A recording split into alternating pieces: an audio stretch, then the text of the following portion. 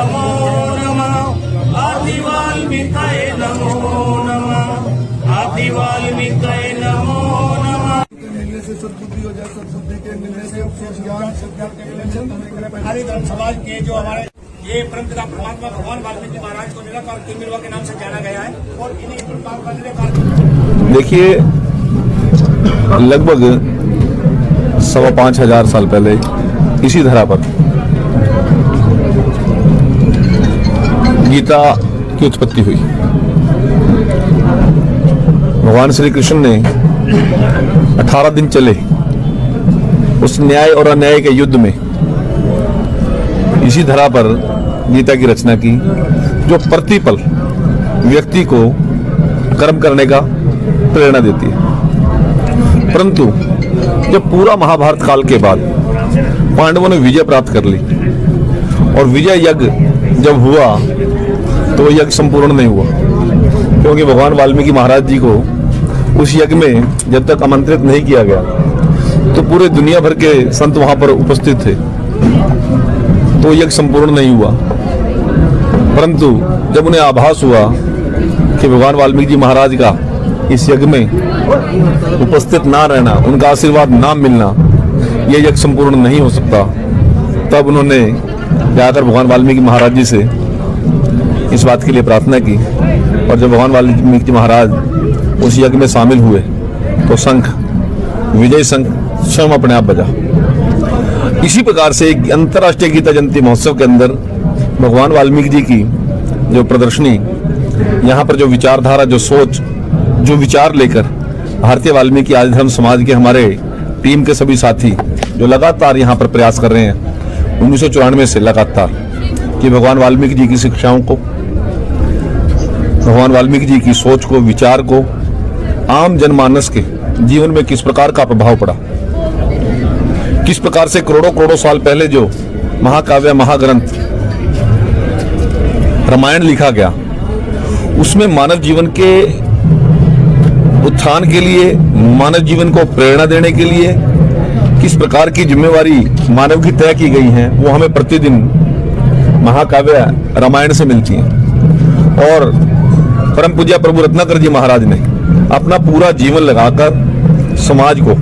और विशेष तौर से वाल्मीकि समाज को, जय वाल्मीकि हर हर वाल्मीकि, और जीवन जीने की एक प्रेरणा देने का काम किया।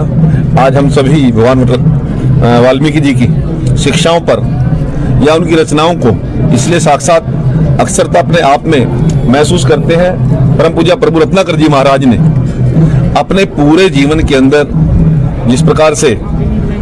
समाज में एक चेतना, एक परिवर्तन लाने का काम किया, आज हम सभी प्रभु रत्नाकर जी के दिखाए उस मार्ग पर चल रहे हैं। मैं यहाँ की टीम, सतपाल जी, भाई सुभाष जी, भाई राजकुमार जी, भाई देवेंद्र लक्की जी, महेश पारचा जी और यहाँ की पूरी टीम, ये लगातार जब तक अंतर्राष्ट्रीय गीता जयंती महोत्सव यहाँ पर चलेगा, ये इस प्रकार की प्रदर्शनी और चित्र यहाँ पर बहुत अमूल्य और अद्भुत जीवन को प्रेरणा देने वाली यहाँ पर प्रदर्शनी ये लगी हुई है। मैं आपके माध्यम से गीता जयंती महोत्सव में पहुंचे हुए सभी साथियों का, या आने वाले सभी आगंतुकों का निवेदन करता हूं, जब आप ब्रह्म सरोवर के इस पावन पवित्र स्थान पर आएंगे तो आपको यहाँ पर भगवान वाल्मीकि ये जो प्रदर्शनी है, ये जो यहाँ पर रचना है, इसके भी अवश्य हमें सभी को दर्शन करने चाहिए। सृष्टि के रचयिता हैं भगवान वाल्मीकि जी, और आज आखिरकार उनको भी यहाँ पर अंतर्राष्ट्रीय गीता महोत्सव पे एक अलग से प्रदर्शनी लगाई गई है। देखिए, हमें पल पल